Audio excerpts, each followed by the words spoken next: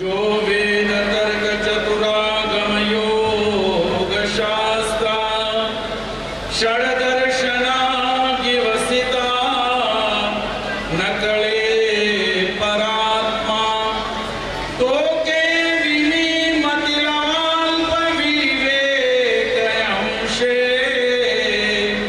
वर्णीन सर्व विषया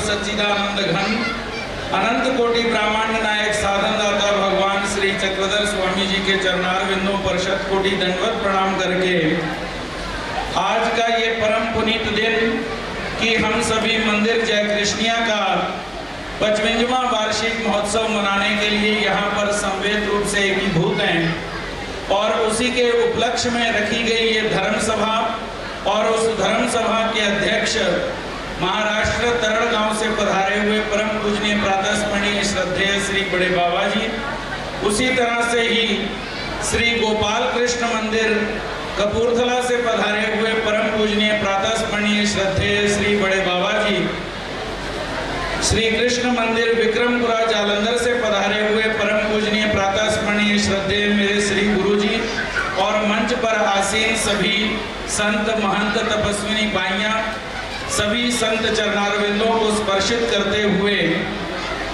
हम सभी यहाँ पर जय कृष्णी मंदिर का वार्षिक महोत्सव मनाने के लिए यहाँ पर पहुंचे हुए हैं और 55 साल से मेरे को तकरीबन याद है 20 साल हो गए मैं तकरीबन आता ही रहा हूँ। बाबा जी से लेकर के ये रीत चलती रही कि प्रवचन वाला प्रवचन करता रहे और बोलने वाले बोलते रहते हैं। ये भीड़ जो है, जो बोलने वाले हैं वो कम नहीं होते, क्योंकि यहाँ पर पहले से ही अमृतसर सिफ्तीदा घर, यहाँ पर सभी सिफ्तियां यहाँ पर ही रहती हैं और यहीं पे सभी बड़े बड़े विद्वान यहीं पे ही रहते हैं, इसलिए विद्वानों की तो जरूरत ही नहीं है। एक गुरुजी थे, गुरुजी के पास एक चेला गया, गुरुजी को कहता गुरुजी पहले धर्म प्रचार बहुत कम होता था, लेकिन आज की दृष्टि में देखा जाए तो धर्म प्रचार बड़ा भी है और बड़े बड़े प्रोग्राम, बड़े बड़े आयोजन हो रहे हैं, लेकिन आदमी के जीवन में परिवर्तन नहीं हो रहा। आदमी जैसा धार्मिक होना चाहिए था, जो उसके परिणाम होते हैं वो परिणाम नहीं हो रहे। गुरुजी कहते तेरे सवाल का उत्तर देंगे, लेकिन पहले ये है कि शराब का भरा हुआ मटका जो है वो लाया जाए और इस आदमी को पिलाया जाए। वो चेला बेचारा आश्चर्यचकित हो गया, कहता गुरुजी शराब का नाम ले रहे हैं, शराब पिलाने का नाम ले रहे हैं। जबरदस्ती चेलों ने पकड़ा उसे और जबरदस्ती वो मटका जो है वो उड़ेल रहे हैं शराब का उसके ऊपर। सारा मटका उड़ेल दिया। सारा शराब का मटका उड़ेलने के बाद वो गुरुजी को कहता गुरुजी मैं भी आपका ही चेला हूं, आपने जितने मर्जी आदमी लगा दिए मेरे ऊपर शराब पिलाने के लिए, लेकिन मैं भी पक्का अपनी माँ का बेटा हूं, मैंने भी एक बूंद भी अपने अंदर पी नहीं। गुरुजी कहते बस तेरे सवाल का जवाब तेरे को मिल गया। कहता कैसे? कहते ये बड़े बड़े आयोजन जरूर हो रहे हैं, लेकिन बात ये है कि हम उसे अपने जीवन में उतारते नहीं हैं। वो हमारे ऊपर से ही बातें जो हैं वो करके आज हम आए इकट्ठे हुए एक दिन और सारा दिन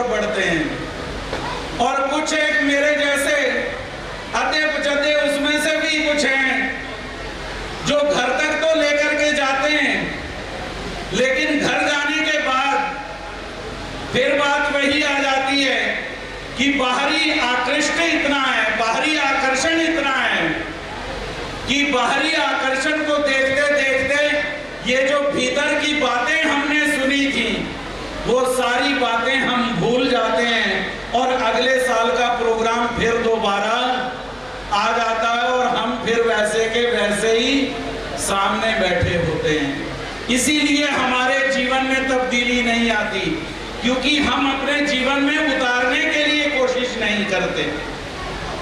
मैं अक्सर कहा करता हूं कि भगवान और जीव दोनों में एक शर्त लगी हुई है। वो शर्त कौन सी है? जीव परमात्मा कहता है कि जब तक जीवों का उद्धार नहीं कर लेता तब तक आराम से नहीं बैठूंगा, क्योंकि कृपा गुण उसको बैठने नहीं देती।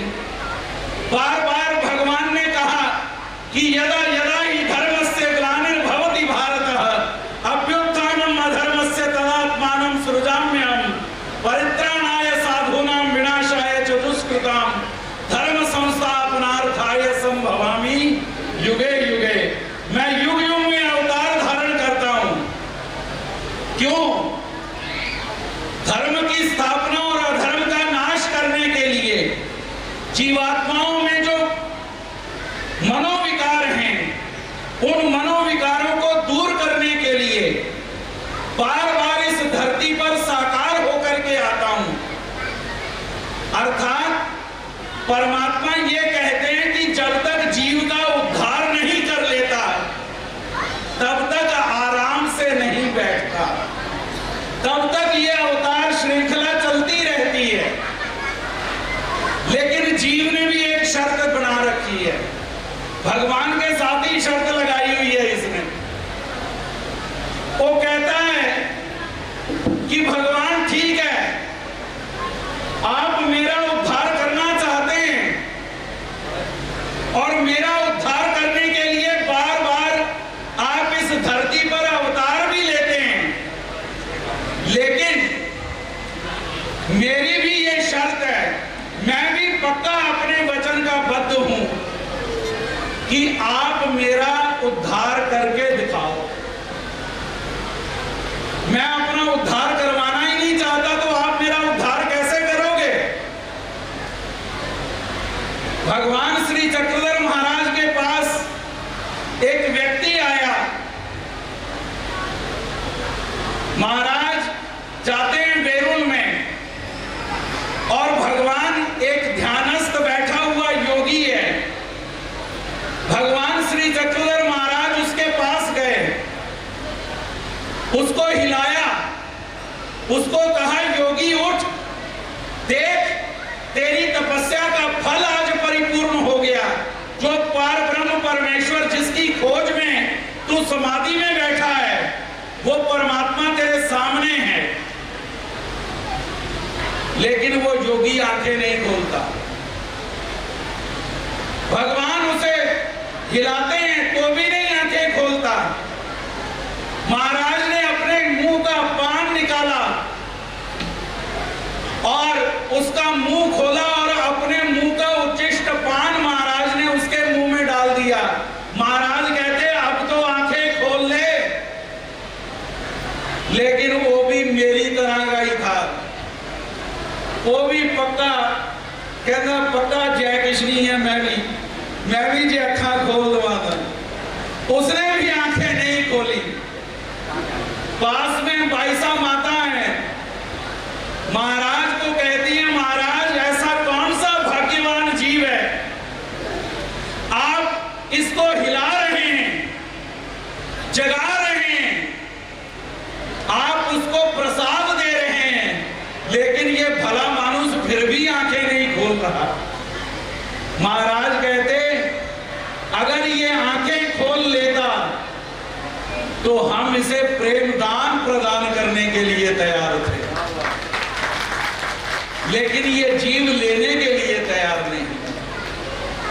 परमात्मा हमें सब कुछ देने के लिए तैयार हैं, लेकिन ये जीव लेने के लिए तैयार हो तब। भगवान श्री कृष्ण के साथ अर्जुन देव जी 999 बरस रहे, लेकिन भगवान श्री कृष्ण ने एक बार उसे नहीं कहा कि हे अर्जुन मैं परमात्मा हूं। क्यों नहीं कहा? क्योंकि उसे जरूरत नहीं थी। और जब बिना जरूरत के जब चीज मिल रही हो तब उस चीज की बुक्कत नहीं पड़ती, उस चीज का मूल्य नहीं पड़ता। याद रखिए। वो कहता हाँ गधा बेचने के लिए जा रहा हूं। कहता कितने लोगे? वो अपने मन में सोचता है, कहता गधे का मूल्य वैसे तो मिलने वाला नहीं ज्यादा, चलो 5 रुपए अगर दे दो तो मैं ये गधा तुम्हारे को दे दूंगा। अब जौहरी जो था वो भी जरा चक्कर में पड़ गया। वो कहता 5 रुपए का गधा तो ये महंगा है। वो उस धोबी को कहता भाई गधा महंगा दे रहा है तू, ये गधा जो है ये 5 रुपए का नहीं, ये 2.5 रुपए का है। अगर तू 2.5 रुपए का देता होगा तो दे, नहीं तो मैं नहीं लूंगा। उसने अपने मन में सोचा और कौन खरीदेगा इसे, लेकिन 2.5 रुपए का उसे लालच दे करके वो जौहरी आगे हो लिया। जैसे हम करते हैं क्या बोलते हैं उसको, बार्गेनिंग करते हैं ना हम दुकानदार से। दुकानदार जब आगे चलता आदमी तो ग्राहक को फिर पीछे से आवाज देता। उसने भी सोचा शायद पीछे से आवाज देगा, लेकिन उसने दी नहीं। थोड़ी देर दूर और गया, एक जौहरी उसे फिर मिला। अब की बार जौहरी ने बात शुरू करते हुए उस धोबी को यह नहीं कहा कि गधा बेचते हो या नहीं बेचते। वो कहता है कि ये गधे के लिए मैं 10 रुपए तुम्हें देने के लिए तैयार हूं, 10 रुपए में गधा बेचते हो? अब वो व्यक्ति जो है धोबी, वो अपने मन में सोचता है, कहता वाह भाई वाह। कहता अगर मैं सोच रहा था चलो 2.5-3 रुपए कर लेते हैं, कहता 10 रुपये अपने आप ही मिल रहे हैं, इसके 10 रुपए अपने आप ही मिल रहे हैं, तो क्यों ना ये 10 रुपए में गधा बेच दिया जाए। वो कहता ठीक है जी ले लो तुम। उसने 10 रुपए दिए, वो गधा खरीद लिया। जौहरी ने क्या करना था, गधा थोड़ी दूर लेकर के गया, उसके गले में जो हीरा पड़ा हुआ था वो हीरा निकाला और गधा छोड़ दिया। वो धोबी आगे रास्ते पर से गुजर रहा था, वो गधा फिर दोबारा उसे मिल गया। कहता आज तो बड़े बढ़िया आदमी के दर्शन हुए, देखो चीज भी बिक गई और बिकने के बाद फिर दोबारा मिल भी गई, हीरा उसे याद ही नहीं। शाम को जब वो अपने घर पहुंचा, वो जो पहला जौहरी था, वो पहला जौहरी उसके घर तक पहुंच गया, धोबी के घर तक पहुंच गया। कहता अब तक उसका मच मर गया होगा, उसको 2.5 रुपए 5 रुपए से ज्यादा किसी ने दिए नहीं होंगे, चलो मैं ले आता हूं हीरा। वो जौहरी जो पहला जौहरी वो शाम को उसके घर गया तो क्या देखता है, गधे के गले में हीरा नहीं, हीरा नहीं है। जैसे ही देखा वो अचंभित हो गया और उस धोबी को कहता हाँ भाई, कहता गधे के गले में जो था वो कहां है? कहता वो क्या था, एक पत्थर था। अब कहता अरे पगले वो पत्थर नहीं हीरा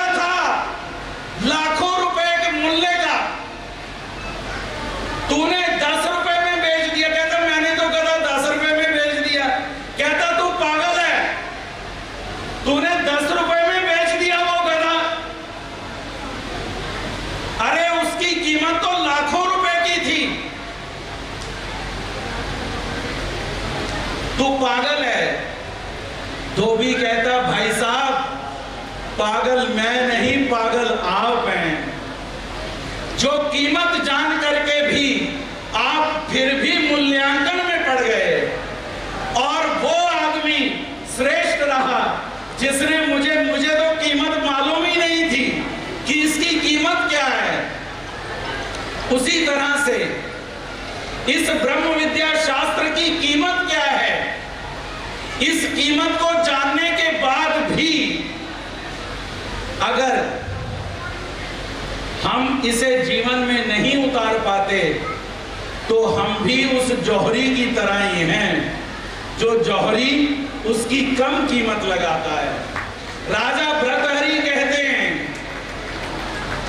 कि हीरे का मूल्य जौहरी लगाता है, लेकिन जो जौहरी उस हीरे का मूल्यांकन ठीक नहीं कर पाता, वो जौहरी नहीं, वो जौहरी व्यापारी हो सकता है। कहने का तात्पर्य कि जिस वस्तु की जो मूल्य हो, हमें वो मूल्य रखना चाहिए। अगर हम श्रवण करने के लिए आए हैं तो हमें श्रवण करना चाहिए।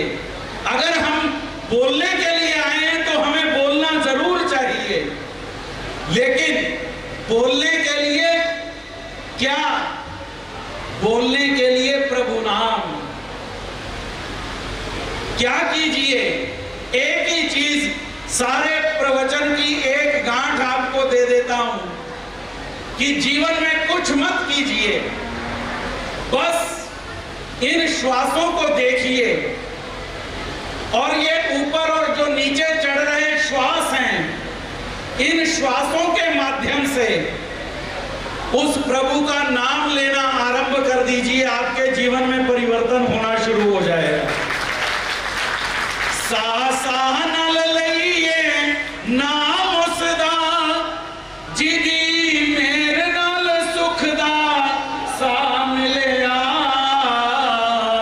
सानू लाड लड़ावे जग सारा, जिस दिन दा श्री चक्र धर मिलिया, सानू लाड लड़ावे जग सारा, जिस दिन दा श्री चक्र धर मिलिया, सा नल लइए नाम उसदा, सा नल लइए नाम उसदा, जिदी मेरे नाल सुखदा सा मिलिया, सानू लाड लड़ावे जग सारा, जिस दिन दा श्री चक्र धर मिलिया, सानू लाड लड़ावे जग सारा, जिस दिन दा श्री चक्र धर मिलिया। तो पल जे तरते बह जाइए, असी झोलियां भर के ले जाइए, तो पल जे तरते बह जाइए, असी झोलियां भर के ले जाइए, तो पल जे तरते बह जाइए, असी झोलियां भर के ले जाइए, तो पल जे तरते जाइए, असी झोलियां भर के ले जाइए, सानू छोड़ेगी और समाने की, सानू छोड़ेगी और समाने की, सानू जग तो बेपरवाह मिलिया, सानू लाड लड़ावे जग सारा, जिस दिन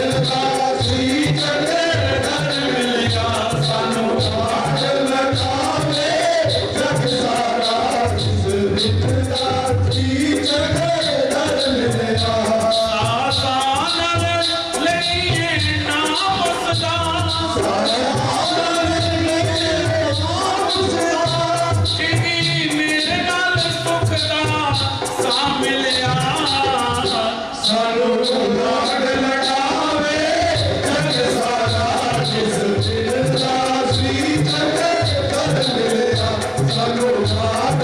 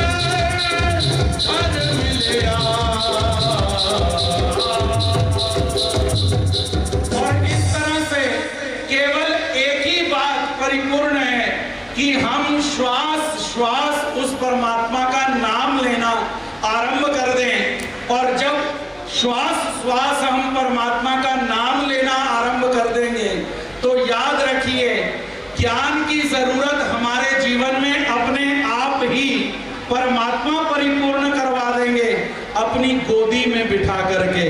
जो गोदी में बैठ करके परमात्मा के ज्ञान लेना चाहता है, याद रखिए वो श्वास श्वास परमात्मा का नाम ले। यही कहते हुए कि परमात्मा हमें बल दें कि हम परमात्मा का श्वास श्वास नाम ले सकें। यही कहते हुए मैं अपने वक्तव्य को यहीं पर विराम देता हूं।